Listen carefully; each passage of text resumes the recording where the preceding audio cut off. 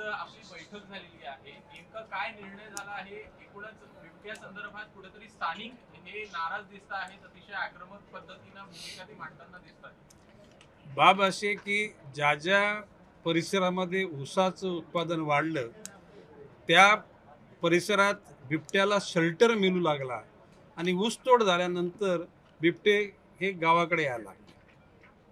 गेल्या 20 दिवसांमध्ये 3 घटना जुन्नर जी फॉरेस्टची परिसर आहे त्या ठिकाणी घडल्या आणि एका कुटुंबातले 2 घटक गेले।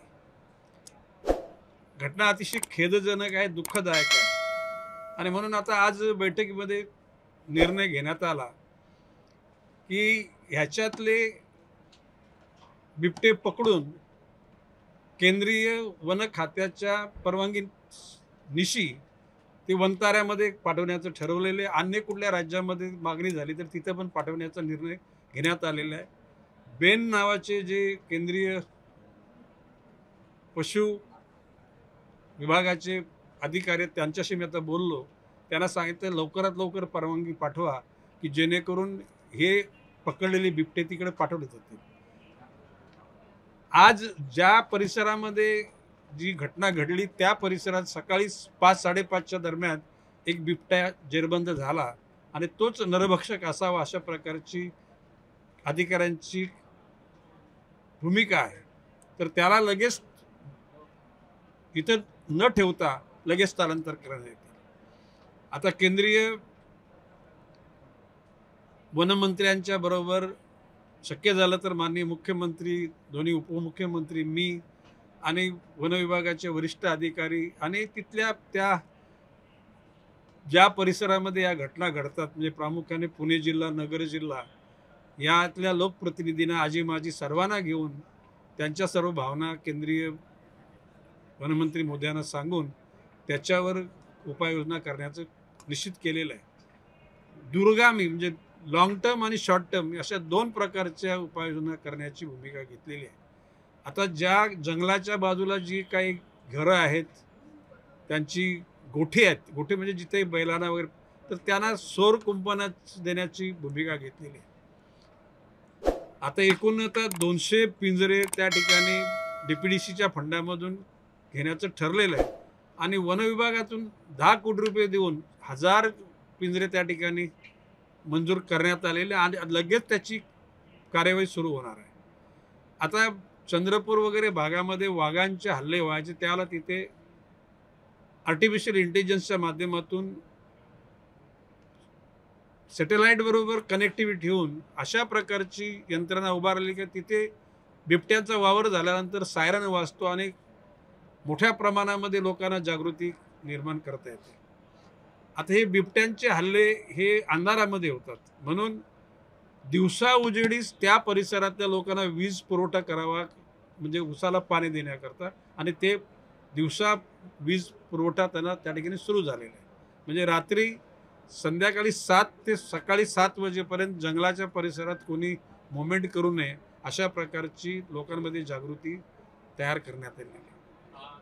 येत्या बुधवारी म्हणजे आता परवाचा नाही त्याच्यानंतरच्या बुधवारी मी त्या परिसरामध्ये ज्या ठिकाणी घटना घडल्या तिथे जाऊन पुणे शहरामध्ये सगळ्या लोकप्रतिनिधींच्यावर बैठक घेणार आहे आणि आता ह्या मधल्या काळात आता दूरगामी त्याची काय व्यवस्था आणि झटकन म्हणजे आता तातडीने काय व्यवस्था याची पुन्हा चर्चा पुण्याच्या वन विभागाच्या कार्यालयामध्ये होणार आहे। बोला। एकूणच कुटुंब कुठेतरी नाराज दिसत आहे, तुम्ही त्यांची भेट घेणार आहे का, काय नेमकं? हे बघा बाब असे की मला त्यांच्या झालेल्या दुःखातून यातना या निश्चितपणे सगळ्यांना माहिती आहेत आणि त्या लोकांनी त्राग्याने बोलणं त्या गोष्टीला कोणी पायबंद कर। मी फॉरेस्टच्या पोलीस अधिकाऱ्यांना सांगितलं की फॉरेस्टची जीप जाळली, तुम्ही गुन्हा दाखल करून घ्या, कोणाला अटक करू नका।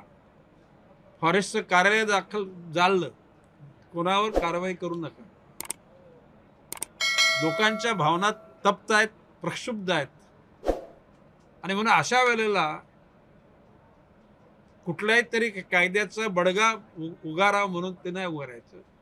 त्या लोकांना निश्चितपणे ते कोण आहेत त्यांना उपदेश करून, शेवटी ही प्रॉपर्टी ही जनतेचीच आहे. म्हणजे एखाद्या पोलीसच्या अधिकाऱ्यावर हल्ला केला की वन विभागाच्या अधिकाऱ्यावर हल्ला केला त्याच्यातून हे प्रश्न सुटणारे नाहीत. याच्यासाठी दुर्गामी त्याची निश्चितपणे प्रिव्हेंट असे हल्ले थांबवण्याकरता यंत्रणा उभी करावी लागणार आणि आपण ती करणार आहोत. एकूणच तुम्ही यंत्रणा उभी करण्याचं म्हणताय, मात्र काही जर का मतदारामध्ये किंवा इतर ठिकाणी आपण बिबटे पाठवत असू तर संख्या ही मोठ्या प्रमाणात आहे. साधारणपणे ऑथेंटिक जी आलेली माहिती आहे जे सिस्टीममधून ती 750 बिबट्यांची, परंतु अधिकारी वर्गाचं म्हणणं की ही संख्या हजाराच्या पेक्षा जास्त असू शकते. वनतारा असं नाही, वनतारा हा एक भाग आहे, कारण त्यांच्याकडे साधारण 3000 हेक्टर जागा आहे आणि दे कॅन अफोर्ड एक्सपेंडिचर. त्यांच्याकडे पैसा, ऐकून घ्या, अन्य राज्यातल्या वन विभागाने मागितली तर त्यांना देऊ.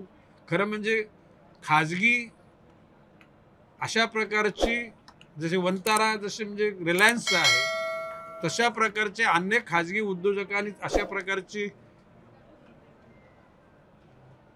सेंटर्स ते उभे करायचं ठरवलं तर केंद्र सरकारची परवानगी घेऊन त्यांना सुद्धा वन प्राणी त्यांना प्रोव्हाइड करण्याचं निश्चितपणे मानस आहे.